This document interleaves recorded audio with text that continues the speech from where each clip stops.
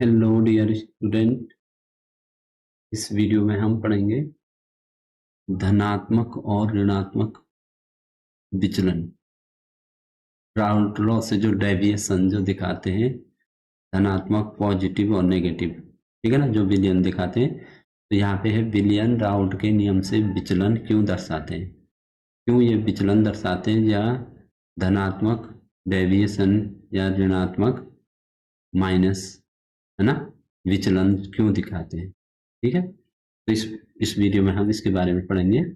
तो देखो, यहाँ पे है विचलन का प्रकार। ठीक है, विचलन का प्रकार कौन कौन से, एक तो धनात्मक विचलन है और एक है आपका ऋणात्मक विचलन। ठीक है, और इनमें पहला पॉइंट है जो अंतर आणविक बल, इंटरमोलिकुलर जो फोर्स है।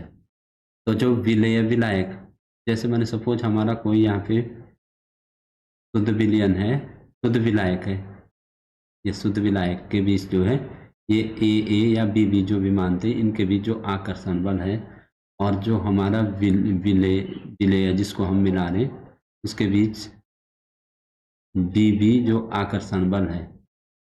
और जब हमने इनको आपस में मिलाया तो हमारा जो विलयन बना, तो इस विलयन में क्या होगा, इस विलयन में क्या होगा, ए बी, यहाँ से ए आएगा, यहाँ से बी आएगा, तो ए और बी के बीच जो अट्रैक्शन बल है तो वो कैसा है, पहली बात यह है।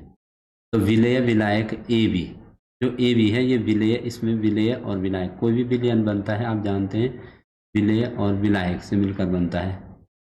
सॉल्यूट एंड सॉल्वेंट जो होता है उससे मिलकर बनता है। ठीक है, तो विलेय और विलायक ए बी बल, इनके बीच जो बल है, इनके बीच जो ये मिलाने के बाद जो ये विलयन है, तो इसमें ए के मॉलिक्यूल भी हैं, पार्टिकल भी हैं और बी के भी हैं।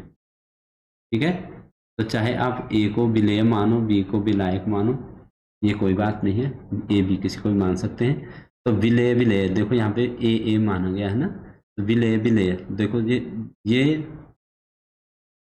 विलेय है हमारा, ये वाष्पशील वोलेटाइल जो सॉल्यूशन है, इसमें ये पार्टिकल है ना, तो इन पार्टिकल के बीच में अगर ये सिर्फ हमारा विलेय है, हम चलो इसको विलेय ही मान लें, तो इसमें सारे विलेय के ही पार्टिकल हैं हमारे, तो इनके बीच जो अट्रैक्शन है ये ए अट्रैक्शन है, क्या है, ए अट्रैक्शन है। ठीक है, ए इन पार्टिकल के बीच, और अगर इसको हम ए मान रहे, समझ रहे, और अगर हम विलायक को बी मान रहे, विलायक को बी मान रहे, तो इन जो पार्टिकल के बीच जो अट्रैक्शन बल है वो बी अट्रैक्शन है। ठीक है ना, तो ये बी अट्रैक्शन है, तो बी अट्रैक्शन है, तो इसको हम बी मान लें। और जब हम इन दोनों को मिला रहे हैं, इन दोनों को मिलाने के बाद विलेय विलायक, तो यहाँ पे जो विलयन बन रहा है ना, विलयन,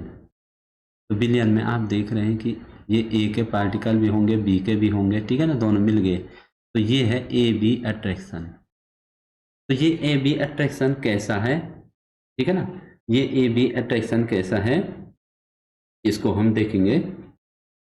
ए बी अट्रैक्शन जो विलेय और विलायक को मिलकर के जो यहाँ पे विलयन बना है, विलयन, तो विलयन में ए और बी दोनों है ना। ठीक है, तो ये कह रहे हैं कि ए बी बल, विलेय विलेय ए और विलायक विलायक बी बलों से कमजोर होते हैं। जो हमारे धनात्मक विचलन जो विलयन दिखाते हैं उनमें जो ए बी बल है, यह ए बी बल जो विलयन में ए और बी को मिला के हुआ है, तो ये ए बी बल विलेय ए के ए और विलायक बी बलों से कमजोर होते हैं। ये पहली बात, ये ध्यान रखना। ठीक है, दूसरे में क्या है, इसका परिणाम क्या होता है कि वाष्प दाब अधिक हो जाए। अब देखो भाई, अट्रैक्शन कम होगा, ठीक है, ये विलायक बलों से कमजोर होता है, अगर अट्रैक्शन फोर्स कम होगा तो जल्दी से वाष्प दाब क्या हो जाएगा, इसका वाष्प दाब अधिक हो जाएगा। और इससे जो राउल्ट के नियम से जो है, जो हम कहते हैं राउल्ट का नियम, कहीं पे पी ए दिखाते हैं, कहीं पे P1 दिखाते हैं, P1 is directly proportional to I1। का मतलब क्या है कि वाष्पशील द्रवों के विलयन में प्रत्येक अवयव का आंशिक दाब विलयन में उसके मोल अंश के समानुपाती होता है। तो विलयन में इसका मोल अंश कितना है, इसके समानुपाती होता है इसका जो आंशिक दाब होता है। और यहाँ पे हम जब ये समानुपाती का चिन्ह हट जाता है तो यहाँ पे हमारा क्या आता है, P0 P1 नॉट X1। ठीक है कि भाई शुद्ध अवस्था में इसका वाष्प दाब क्या था और जब विलयन में है तब वाष्प दाब क्या है। तो यहाँ पे ये इसके बराबर नहीं होता, ये तो राउल्ट का नियम बता रहा है कि बराबर होता है। कहीं पे पी ए से भी डिनोट किया जाता है तो आप कंफ्यूज नहीं होना, कहीं पे ऐसे भी लिखा जाता है कि P A is directly proportional to X A, है ना। और ये बराबर हो जाता है पी ए ये तो इसके बाद का पार्ट है ना, P A equal to P A naught X ए।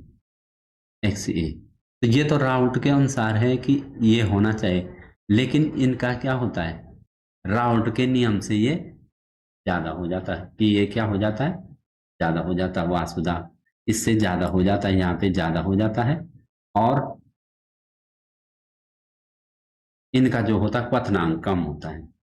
देखो जब अट्रैक्शन कमजोर होता है तो वो जल्दी से टूट जाएगा, तो क्वथनांक जल्दी से वाष्प दाब में कन्वर्ट हो जाएगा ना, उसका जो जल्दी से वाष्प बन जाएगा वायुमंडलीय दाब के बराबर जल्दी। क्वथनांक का मतलब जो वाष्प दाब है वो वायुमंडलीय दाब के बराबर हो जाना, 1 atm के बराबर। तो ये जल्दी हो जाएगा, इसलिए इसका क्वथनांक कम हो जाएगा। ये न्यूनतम क्वथनांक एजियोट्रॉप। अब इसको भी समझना है कि न्यूनतम क्वथनांक एजियोट्रॉप क्या होगा, जैसे एथेनॉल और जल।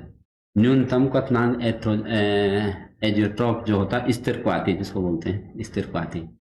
तो इनका जो दोनों घटकों से कम इनका टेम्परेचर हो जाता है कि मैंने उससे कम टेम्परेचर पे ये वायुमंडलीय दाब के बराबर हो जाते हैं, इनका वाष्प दाब वायुमंडलीय दाब के बराबर हो जाता है। जैसे एथेनॉल का आप जानते हैं कि एथेनॉल का होता है 78.4 समथिंग, 78.4 डिग्री सेल्सियस। और जल का तो आप जानते हैं कि 100 डिग्री सेल्सियस, 100 डिग्री सेल्सियस। दोनों घटकों का जो क्वथनांक है, ये दोनों एथेनॉल 78.4 डिग्री सेल्सियस पे इनका जो वाष्प दाब होता है वायुमंडलीय दाब के बराबर हो जाता है। मतलब इनका क्वथनांक ये अवस्था परिवर्तन इनकी इसमें होती है। क्वथनांक को अवस्था परिवर्तन भी कह सकते हैं ना, कि लिक्विड से गैस में कन्वर्ट होना। ठीक है ना। तो ये 78.4 डिग्री सेल्सियस पे हो जाता है, ये 100 डिग्री सेल्सियस पे हो जाता है। लेकिन एजियोट्रॉफ के रूप में जब ये दोनों मिक्स रहते हैं ना, तो तब कितना हो जाता है, 78.2 पे 2 डिग्री सेल्सियस।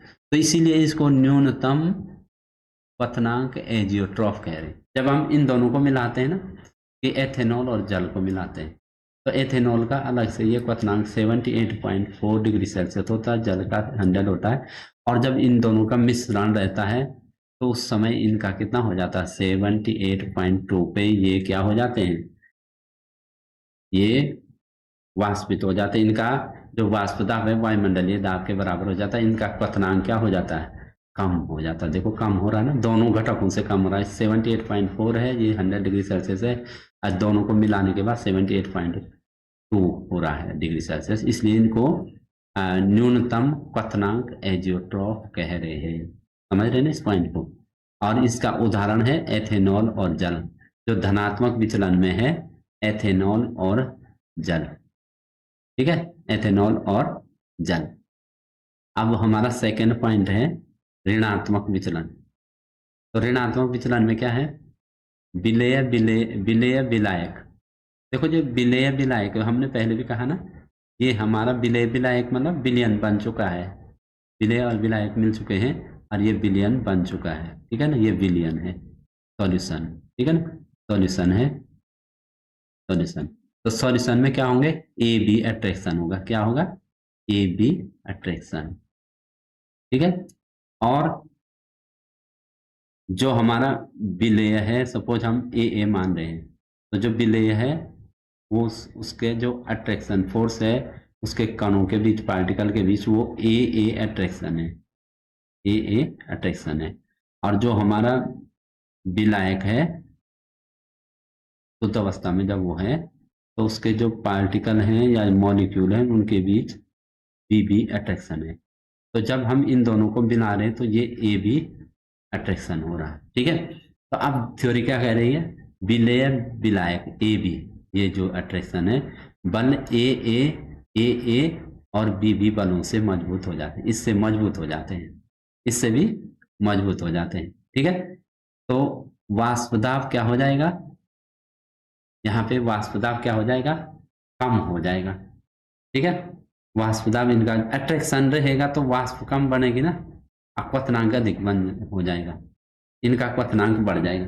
देखो अगर अट्रैक्शन फोर्स अधिक रहेगा तो इनका वाष्प कम बनेगा, तो वाष्प दाब कम हो जाएगा, ये कम दबाव लगाएंगे तो वाष्प दाब कम हो जाएगा, और क्वथनांक क्या हो जाएगा, अधिक हो जाएगा, क्योंकि इनके बीच अट्रैक्शन मजबूत हो गया है ना, अट्रैक्शन मजबूत हो गया, तो उस अट्रैक्शन को तोड़ने के लिए अधिक हमें टेम्परेचर देना पड़ेगा ना, तो क्वथनांक उच्च हो जाएगा, तो उच्चतम क्वथनांक एजियोट्रॉफ।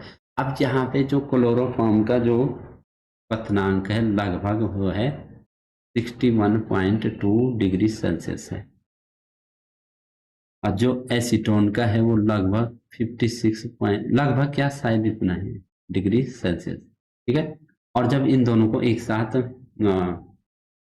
इनका विलयन बनाते हैं और इनको गर्म करते हैं, तो ये 64.5 डिग्री सेल्सियस से और 64.7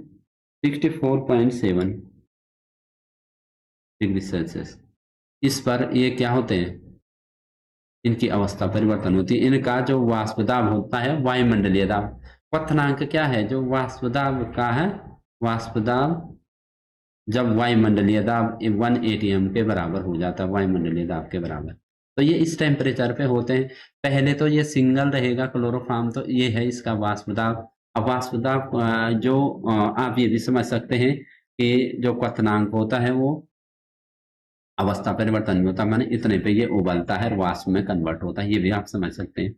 ऐसे एसीटोन 56.05 डिग्री सेल्सियस जब अलग अलग हैं, जब इनको मिला रहे हैं ये स्थिरपाती बन रहे हैं, तो ये क्या बन रहे हैं, उच्चतम क्वथनांक एजियोट्रॉफ बन रहे हैं।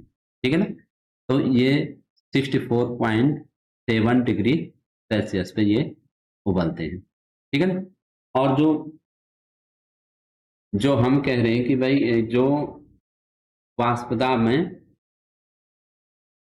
जो हमारा स्थिरता पर आदर्श विलयन का जो वाष्प दाब, वो आप जानते हैं कि आदर्श विलयन का जो वाष्प दाब जो होता है, जो आदर्श विलयन का, ठीक है, आदर्श विलयन का जो वाष्प दाब होता है, तो यहाँ पे हम वाष्प दाब, वेपर जो प्रेशर है, वेपर प्रेशर, और हमारा जो मोलंस है, इधर इधर हमारा है मोलंस, मोलंस मोलंस के बीच देखेंगे ना। ठीक है, ठीक है, तो जो आदर्श स्थिति में क्या होता है, जब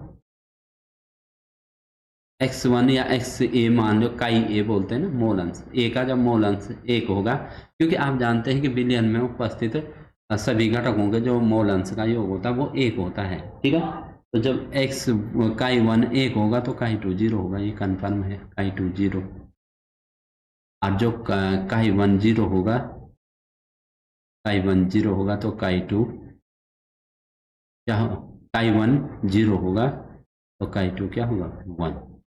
ठीक है, तो इसमें क्या हो रहा है, इसमें जैसे P1 नॉट ये है, ठीक है, और P2 नॉट यहाँ पे है, P2 नॉट, तो ये आदर्श विलयन के लिए अगर हमारा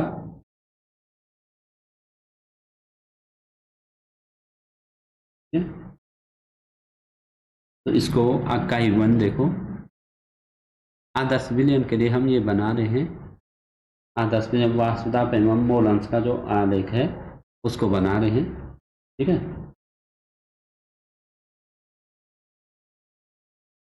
ठीक है, तो अब देखिए जो धनात्मक विचलन दिखाएगा उसका वाष्प दाब ऊपर हो जाएगा ऐसे, ठीक है, ये ऐसा है ना, इससे ऊपर हो जाएगा, ऐसे ऊपर हो जाएगा, और जो ऋणात्मक विचलन दिखाएगा उसके नीचे हो जाएगा वाष्प दाब। इसको आप इस आरेख को, ग्राफ को आप देख सकते हैं, ठीक है, इस प्रकार से ये यहाँ पे दिखाएगा।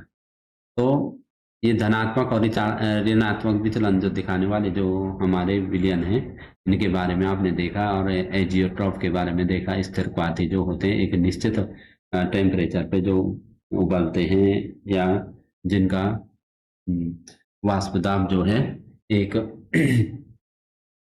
निश्चित तापमान पर जो होता है वायुमंडलीय दाब के बराबर हो जाता है, या अवस्था परिवर्तन हो जाती है लिक्विड से गैस में। तो इसमें आपने न्यूनतम क्वथनांक एजियोट्रॉप भी देखा और उच्चतम क्वथनांक एजियोट्रॉप भी देखा, और इस प्रकार की वीडियो हम आपके लिए लेते आएंगे। और आपने वीडियो को देख के लाइक और सब्सक्राइब करना। Thank you.